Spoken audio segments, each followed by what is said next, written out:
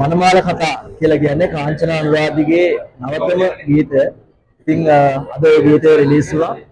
අපි සිනමා ශාලාවක විශාල තිරයේ තමයි මේ නිර්මාණය රස වින්දේ. ඒකට හේතුව තමයි ඒක මේ පුංචි ෆෝන් එකකින් බලන ඒ රාමුවකට වඩා විශාල රාමුවක් ඉල්ලා සිටින නිර්මාණයක් කාංචනා කරලා තියෙනවා.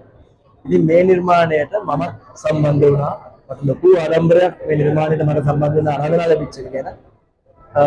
මේ නිර්මාණයේ මන්ත්‍ර සහ ගායනා කොටස් වලින් මම සම්බන්ධ වුණා සහ මේ නිර්මාණයේ කලු කුමාරයා කතාවස්තුව පාදක කරගත්ත නිර්මාණයක්. මෙහි කලු කුමාරයා රඟපාන්නේ මම. ඉතින් හරි සතුටුයි. ඒ කලු කුමාරයා කියන්නේ මම බුද්ධලිකව හරි වර්ධේ කුතුහලයක් තියෙන චරිතයක් කලු කුමාරයා කියලා කියන්නේ.